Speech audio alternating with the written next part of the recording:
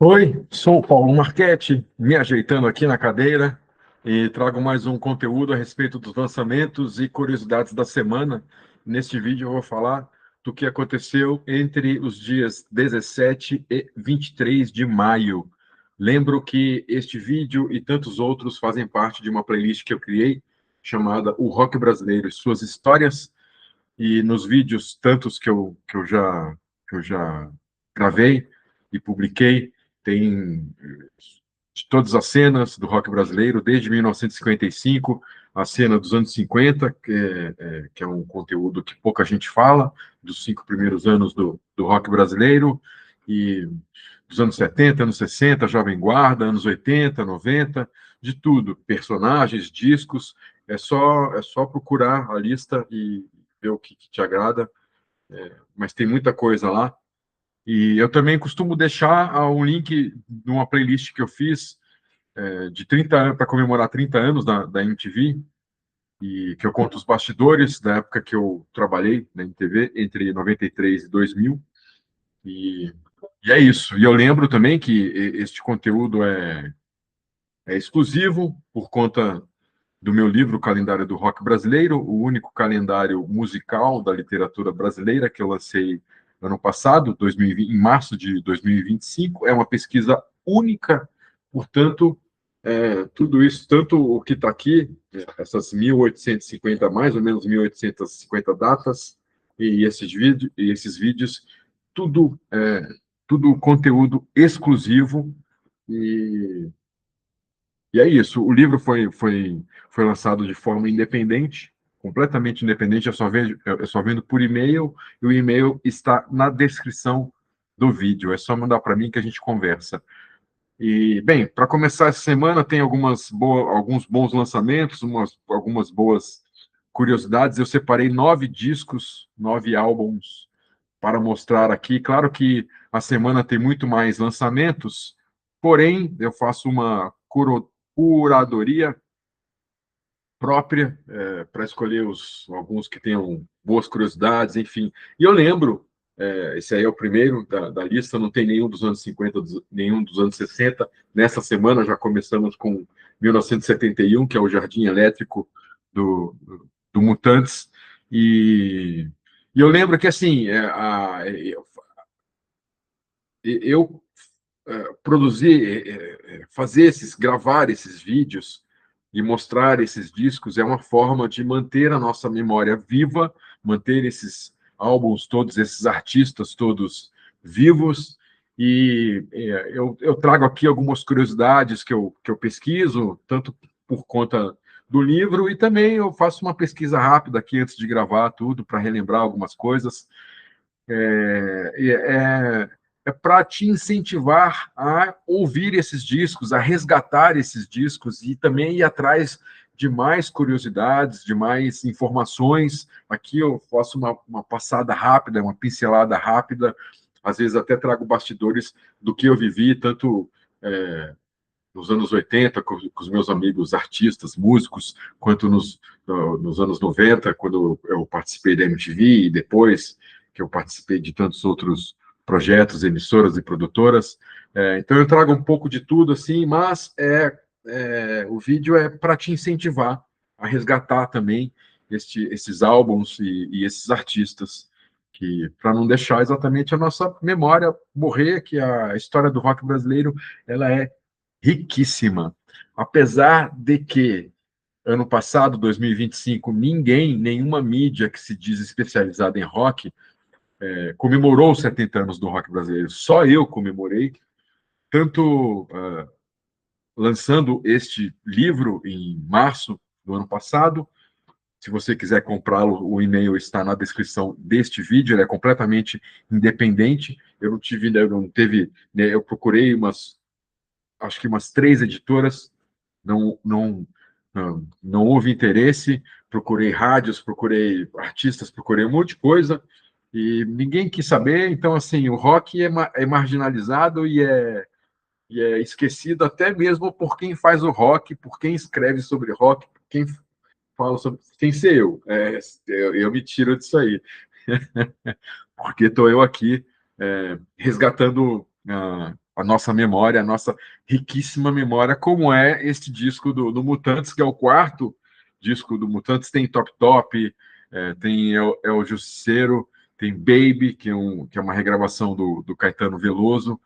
Este disco tem 5 músicas que iam sair num outro disco chamado, num outro álbum chamado Technicolor, que só foi lançado, acho que nos anos 2000, que ia ser um lançamento internacional do Mutantes, mas que o projeto não foi adiante. Então as músicas entraram no Jardim Elétrico de 71, que é um descasso, né? Tem a formação clássica, o Sérgio Dias, a Rita Lee, Arnaldo Batista, o Dinho na bateria, Liminha no baixo, e o Mutantes, a maioria das faixas, quase todas as faixas do trio, compostas pelo trio o Sérgio, Arnaldo e Rita, e é um descasso maravilhoso. Essa capa doida já influência dessa fase psicodélica que se acentuou principalmente em 68 com as drogas, com todo o movimento e musical e de comportamento, e um monte de coisa que aconteceu a partir de 68 e que realmente mudou o jeito de se fazer música, o jeito de se trabalhar a música, shows, turnê, mudou muita coisa, comportamento, roupa,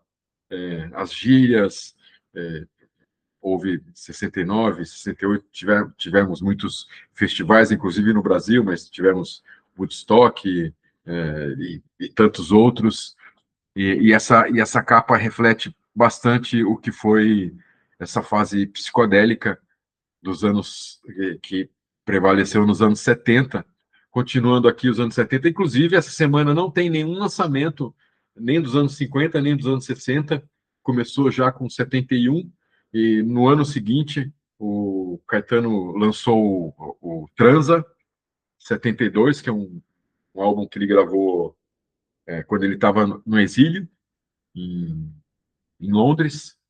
Quem faz a direção musical deste disco é o Jardim Macalé, guitarrista também, e fez os arranjos das músicas.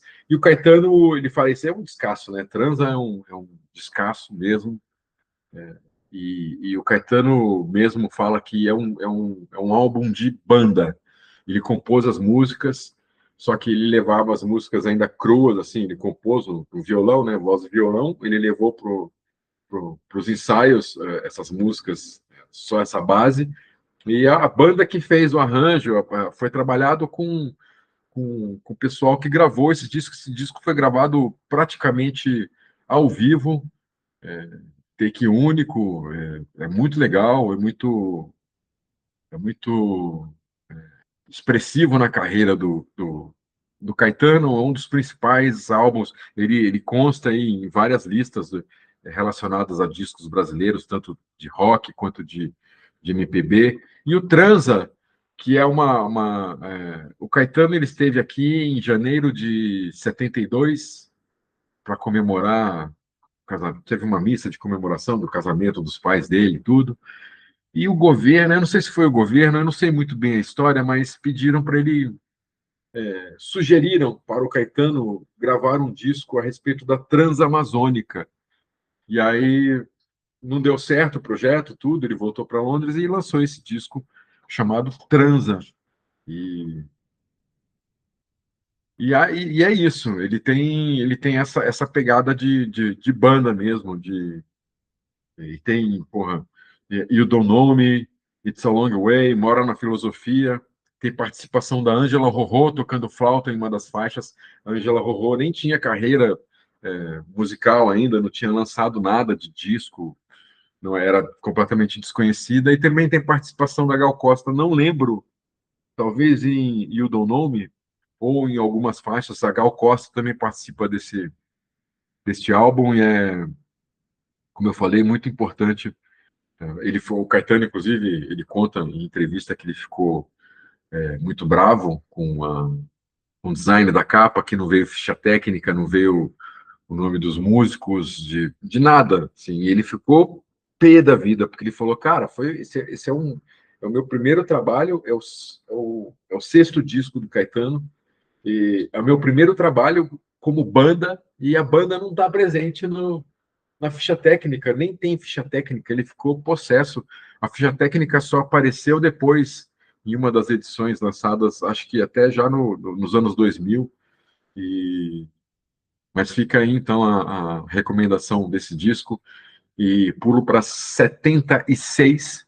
Este é o segundo álbum do grupo A Barca do Sol, carioca, que lançou 3 álbuns como A Barca do Sol, lançou mais um, acompanhando a cantora Olivia Byton.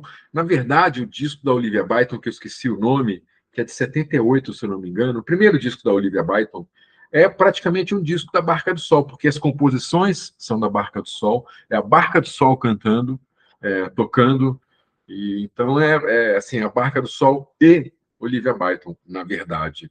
E este disco aí, o álbum Durante o Verão,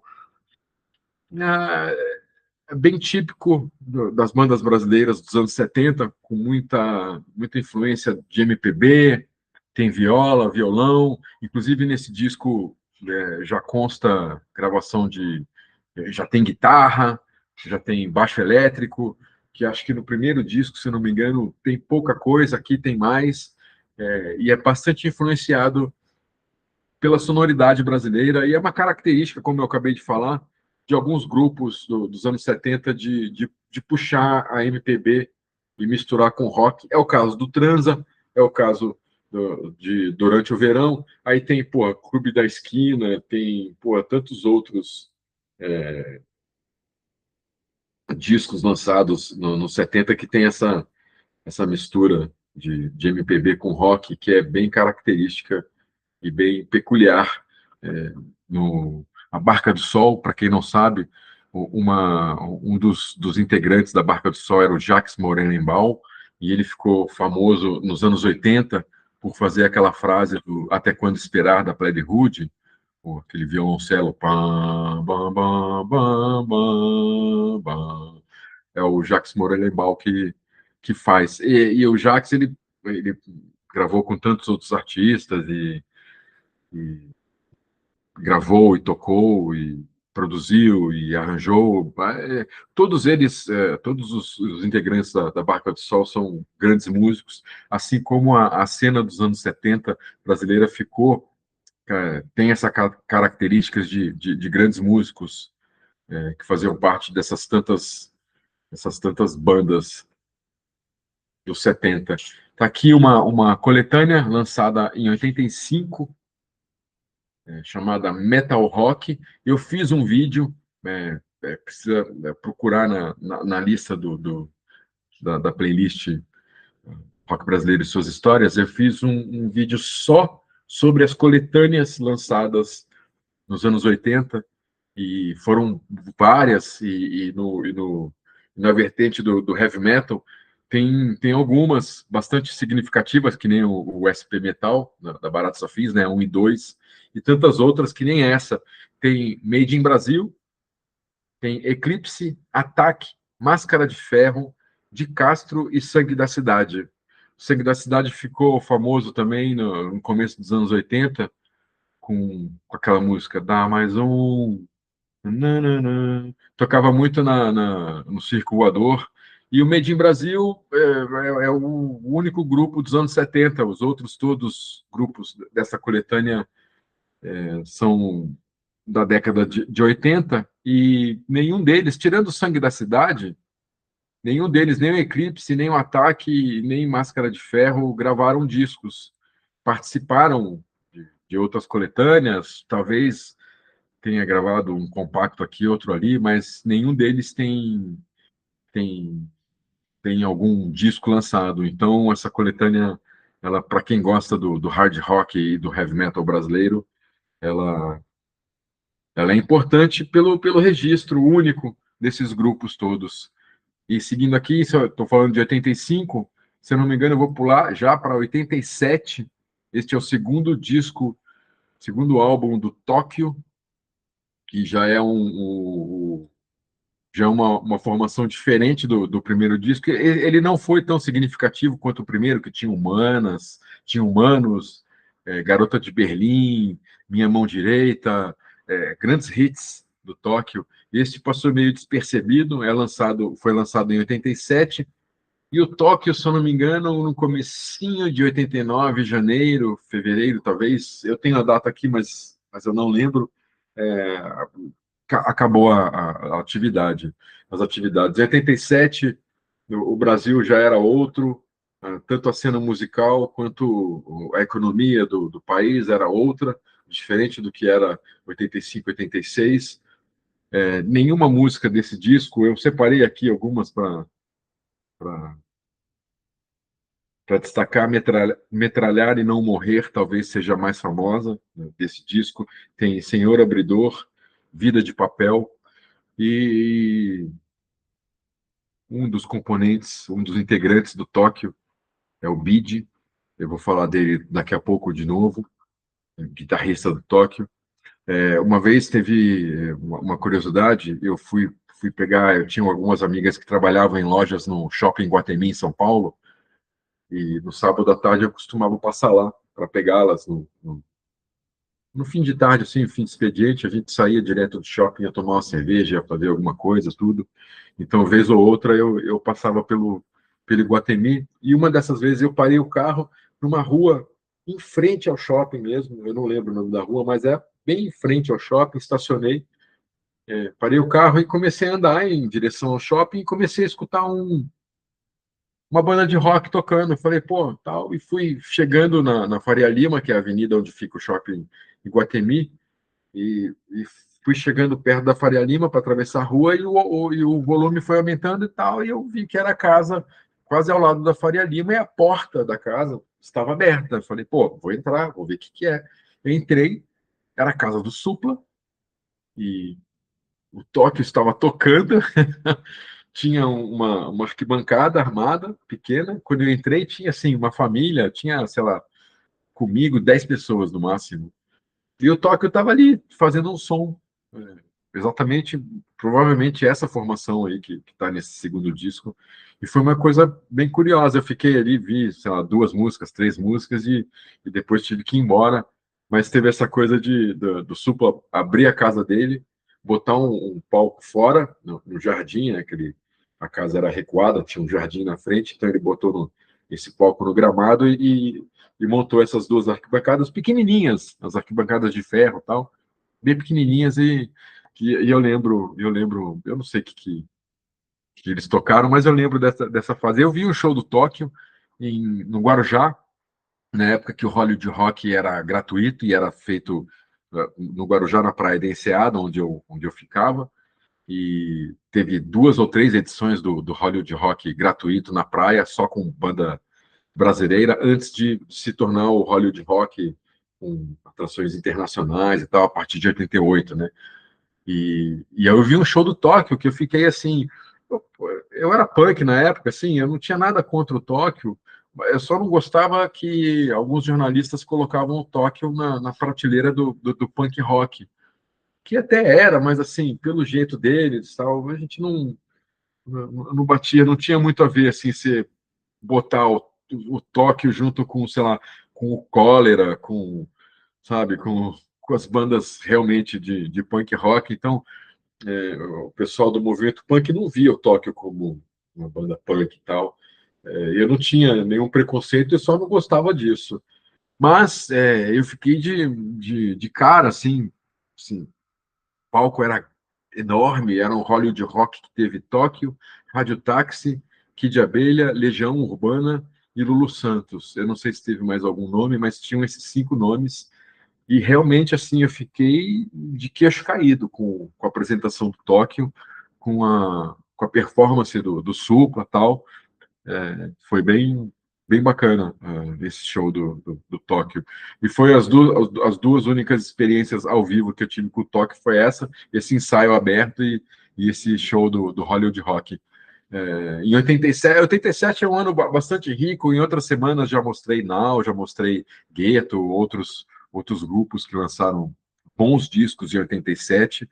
Está aqui mais um ótimo álbum de 87, Patife Band, do Paulo Barnabé, que tem Corredor Polonês, é o nome do disco, né? Corredor Polonês, Tô Tenso, Vida de Operário.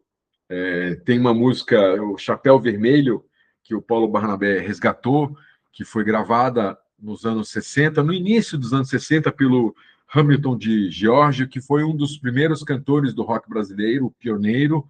O primeiro lançamento do Hamilton de 60, e aí o Paulo Barnabé resgatou Chapéu Vermelho, gravou nesse disco. Ele também resgatou uma outra música da Jovem Guarda, no primeiro lançamento da Patife Band, que foi que é um mini LP, na verdade, independente, que foi lançado pelo selo do Lira Paulistana, que era uma casa noturna, uma casa de shows em São Paulo, onde se destacou a Vanguarda Paulista. Era o principal palco da Vanguarda Paulista, Tamara Assunção, Arrigo Barnabé, Rumo, Premeditando Break, Língua de Trapo, todos eles se apresentavam no Lira Paulistana, e os donos do Lira Paulistana formaram um selo, criaram um selo para exatamente lançar todos esses artistas.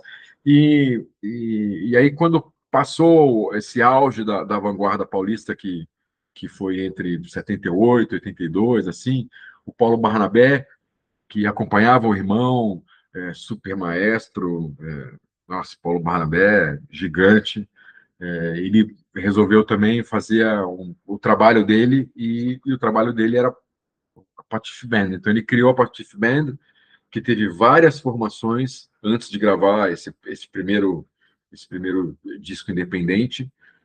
E esse primeiro disco tem James Miller na bateria, o PA do RPM também tocou na Patife. Se eu não me engano, tem pelo menos uma faixa nesse primeiro disco da Patife, tem um PA na bateria. E grandes músicos passaram pela Patife. Essa é uma das formações que o André Fonseca, que depois, nos anos, o guitarrista André Fonseca, que participou desses dois primeiros discos, ele acompanhou o Paulo Barnabé durante um bom tempo. E aí, nos anos 90, o André Fonseca, ele formou, ainda nos anos 80, formou o Cotô, que nos anos 90 se tornou um dos principais nomes do underground paulistano. Lançou um disco chamado, dois discos, né? O mais famoso deles chamado Monstro. E uma curiosidade deste disco, da Patife, é produzido pelo grande Penny Smith, e tem participação do... Não, estou confundindo, desculpa. O que eu ia falar é que uma vez eu assisti um show eu assisti vários shows da Patife Band, eu ia atrás de onde tinha show, eu ia. E uma vez, o que aconteceu foi que a Bis foi fazer uma entrevista com o Paulo Barnabé, exatamente na época de divulgação do Corredor Polonês, e logo de cara o Paulo Barnabé falou na entrevista, falou, olha, Patife Band não é uma banda, apesar do nome Patife Band, é um projeto meu, é um projeto solo. E isso bagunçou com um grupo que não gostou, e logo na sequência o André saiu da Patife. Acho que só ficou o Sidney, baixista, e o Paulo Barnabé resgatou outros músicos para poder fazer os shows de lançamento deste disco. Eu acompanhei. O primeiro deles foi no Teatro Mambembe, e a curiosidade foi que tinham duas sessões nesse dia do show da Patife. A primeira sessão, que era mais cedo, tocou uma banda chamada Anjo Caído, que lançou um disco pela gravadora Continental, e eu era hold do Anjo Caído. Eu era hold do Binga, que era tecladista, que tocava no Anjo Caído, depois tocou no Escovei a Máfia e tal. Então eu fiquei nos bastidores, e o baterista do Anjo Caído emprestou a bateria para o baterista da Patife Band, que tinha acabado de entrar no Patife Band, que é o Zé Eduardo Nazário. Zé Eduardo, ele é um dos melhores bateristas do Brasil, professor, tocou no Grupo 1, tocou no Pau Brasil, gravou com muita gente, jazz, o cara é assim, fabuloso, fabuloso. Como eu fiquei nos bastidores, e o Bola pediu para mim, para eu ficar de olho na bateria, para dar um apoio, quando o Zé Eduardo estivesse tocando, a Patife tinha lá os seus hosts, a sua equipe e tudo, mas eu fiquei ali para qualquer problema com a bateria do Anjo Caído, eu estava, e eu fiquei praticamente ao lado do Zé Eduardo. Ele tinha, como eu falei, acabado de entrar na Patife Man, e ele abriu partitura para poder acompanhar a Patife Man. Então ele tocava lendo, porque eu não sei, teve poucos ensaios na Patife. Essa mudança de formação foi logo perto desse show do Teatro Mambembe, e, e eu fiquei assim, eu lembro que eu vi o show praticamente olhando para o Zé Eduardo tocando, porque assim, eu fiquei alucinado com ele, lendo a partitura, tocando tudo, sem errar nada. Assim, foi uma coisa, uma experiência para mim gigante, incrível. E esse disco, pô, pelo amor de Deus, cara, Corredor Polonês, depois eu vi o Paulo Patife, o Paulo Barnabé, ele resgatou o Patife Band nos anos 90, vi shows. Tem um álbum também lançado em acho que 2003 da Patife ao vivo, com outra formação também, que vale a pena ir atrás. E Patife Band eu sou suspeito, eu sou apaixonado.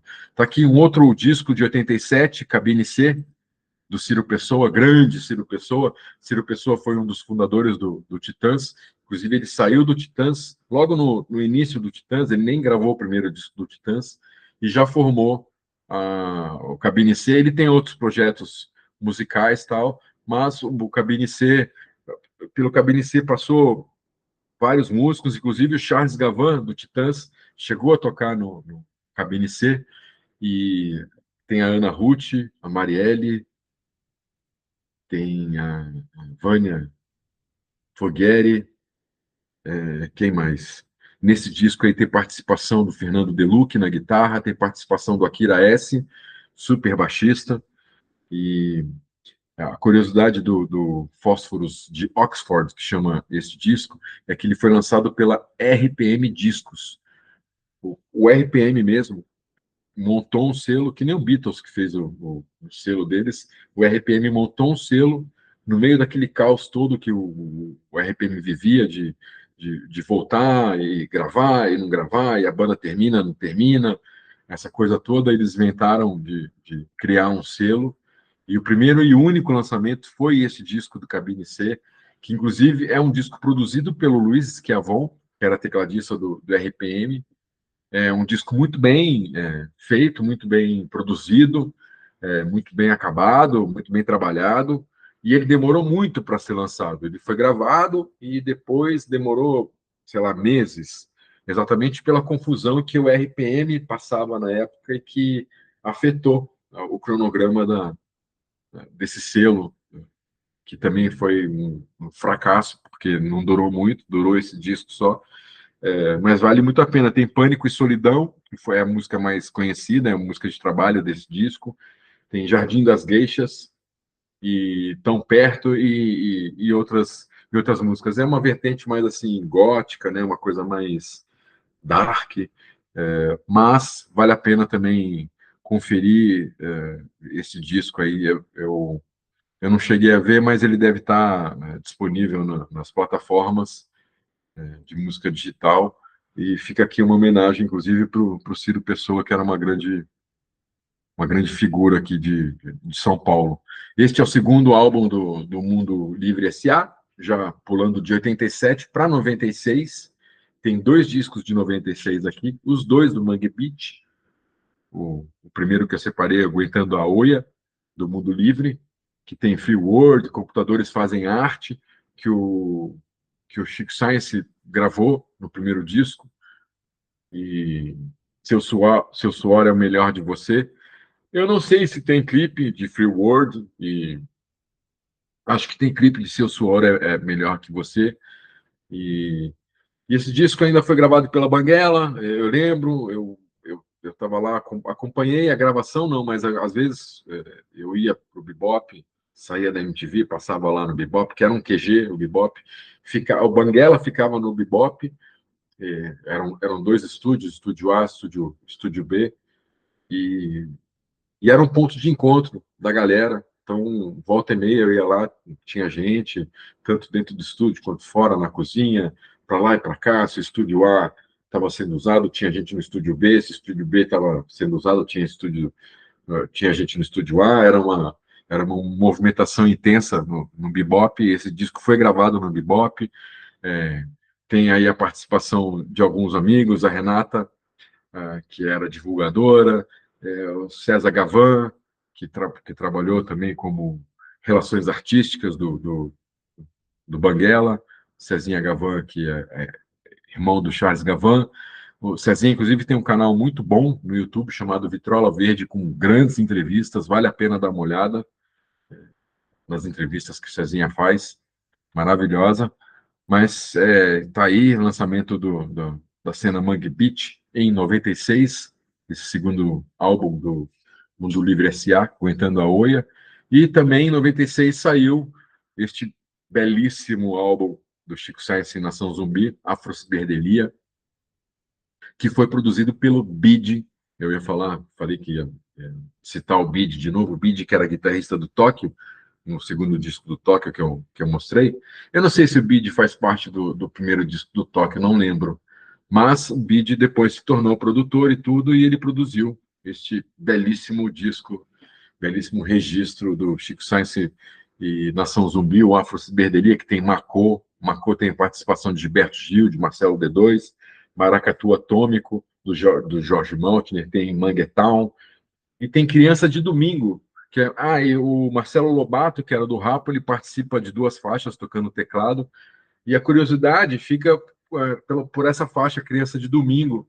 Eu lembro que eu peguei na MTV, a gente recebia todos os lançamentos das gravadoras, a gente recebia as sacolinhas das gravadoras com os lançamentos da semana, e um dos lançamentos que eu recebi, a gente recebeu lá, a gente recebia, nós, diretores, e também o departamento de produção recebia também sacolinha. A gente tinha lá 2 armários na produção, e que o pessoal da produção catalogava os CDs recebidos. Isso é época de CD. A gente catalogava os CDs recebidos e deixava lá. A gente tinha uma CD-teca para a gente poder usar de fundo nos programas, nas edições que a gente fazia, para a gente escutar, enfim, eram CDs que a gente trabalhava. Todos esses lançamentos a gente usava de alguma forma. E eu lembro que eu peguei o Afrociberdelia e tal, fui escutar, e aí eu vi Criança de Domingo. Eu falei, opa, peraí, música do Fellini? Que o Manguetown, Chico Science, Nação Zumbi tem a ver com Fellini, com Criança de Domingo e tal?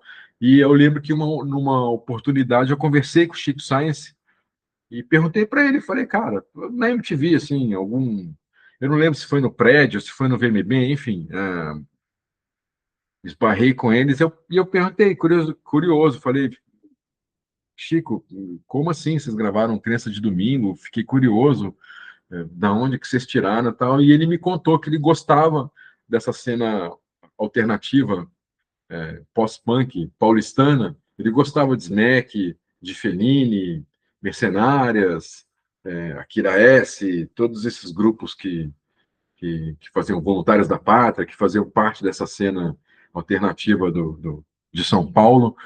E aí ele resgatou essa música, e eu achei, pô, demais ele ter gravado, fantástico, inusitado, inclusive, muito aleatório ter Criança de Domingo neste disco. E eu lembro que no lançamento, eu já contei essa história em algum lugar aqui, no lançamento do Afrociberdelia em São Paulo, todo mundo recebia, a gente recebia ingresso para todos os shows, gente na MTV, tanto os shows internacionais quanto os nacionais, a gente recebia ingresso, ou às vezes as pessoas falavam, não tem ingresso, mas é só chegar com um crachá da MTV que vocês entram. E a gente recebeu o ingresso para assistir o show de lançamento. Eu não lembro qual que foi a casa noturna, Tom Brasil, talvez, não lembro. E a gente foi no show, uma galera da MTV, a gente costumava sair junto, de turma na MTV, além de trabalhar junto, a gente ia nas festas, a gente ia nos shows, ia nos eventos, e fazia festa um na casa do outro, chamava todo mundo, era uma grande família. E aí foi uma turma da MTV pro show e quando a gente chegou, entrou, não tinha ninguém no show, cara, não tinha ninguém, só tinha a imprensa. Eu não sei nem se hoje eu tenho essa dúvida, se era um show fechado para a imprensa ou se era um show aberto mesmo, porque não tinha ninguém, só tinha assim, nós da MTV, tinha o pessoal da 89, pessoal da Brasil 2000, pessoal da revista Bis, enfim, jornalistas da Folha de São Paulo, do Estado de São Paulo e de outros jornais e revistas, e o local vazio, assim, a gente praticamente foi um show particular, e foi um showzaço, foi assim uma coisa que eu lembro até hoje, foi bem bacana mesmo. Bom, então esses foram os lançamentos da semana que eu separei, para essa semana do dia 17 a 23 de maio. Agora eu vou para as curiosidades, que começam no dia 17, deixa eu ver aqui, porque eu não lembro de cabeça, então eu tenho que passar o olho aqui no livro para ver. Ó, tem uma curiosidade aqui, ó, no dia 20 de maio de 66. Depois de trocar o nome de Six Seeded Rockers para Os Seis, o conjunto assinou o contrato com a gravadora Continental. No mês seguinte, foi lançado um único compacto simples do sexteto, com as músicas Suicida e Apocalipse. Participaram da gravação Arnaldo Batista, Rita Lee e Sérgio Dias, Rafael Vilardi e Luiz Pastura e Mogli, em lugar da Sueli Chagas. Depois, Arnaldo César e Rita Lee, mais tarde, formaram Os Mutantes. Então tem essa curiosidade aqui. Em 87, também, em 20 de maio, o Lobão foi preso, acusado de porte de drogas, encarcerado nas penitenciárias da Polinter Ponto Zero, no Rio de Janeiro. Esta condenação foi resultado do flagrante feito no dia 11 de fevereiro de 87. O Lobão, eu tenho um registro aqui no livro de pelo menos umas 4 ou 5 vezes que ele foi preso na década de 80. É, o Lobão até usava isso como marketing para divulgar suas coisas. O Ira também eu não achei aqui, mas em 84 aconteceu do Ira fazer um show como trio. Isso foi engraçado, porque o Nazi sofreu um acidente de carro e aí ele teve que ficar em casa de repouso. O Ira estava com um show marcado. O Ira que ainda não tinha nem lançado, acho que tinha lançado só o compacto, não tinha alcançado ainda sucesso nacional, tudo era uma coisa ainda era underground. E aí o Ira se apresentou como trio, com Scandurra cantando. Isso aconteceu depois, naquela briga, nos anos 2000, que o Nazi saiu, e o Ira ainda tinha algumas datas para cumprir, e aí o Scandurra, o Gaspa e o Jung, eles mudaram o nome de Ira para trio, e fizeram mais alguns shows assim. Também tem dia 17 de maio.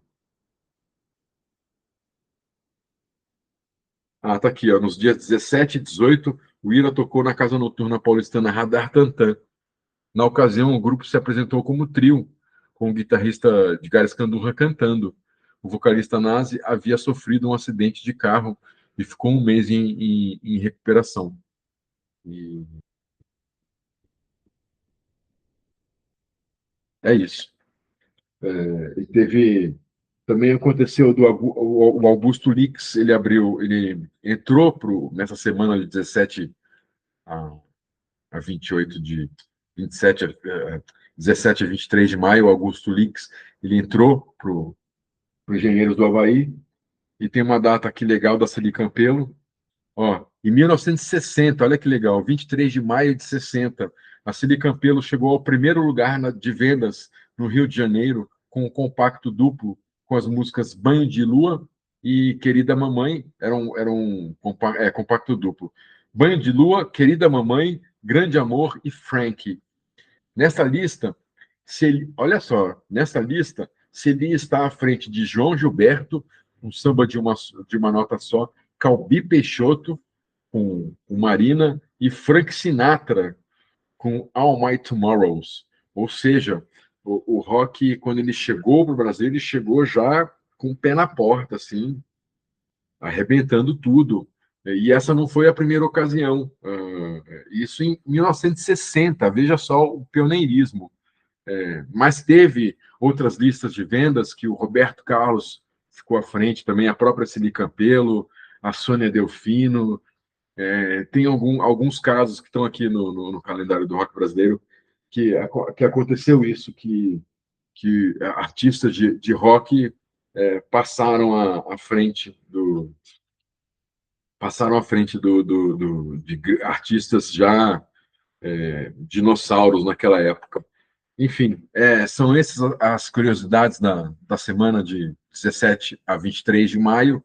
E lembrando que este conteúdo é exclusivo, único, e espero que você, como eu falei no começo do vídeo, resgate todos esses discos e outros que eu tenho falado para escutar, para se divertir com eles. E convido a você a conhecer os outros vídeos. Agradeço a companhia em mais esse vídeo. Espero que você tenha gostado dos acontecimentos dessa semana. A gente se vê no próximo vídeo. Um beijo, um abraço. Valeu a companhia. Até.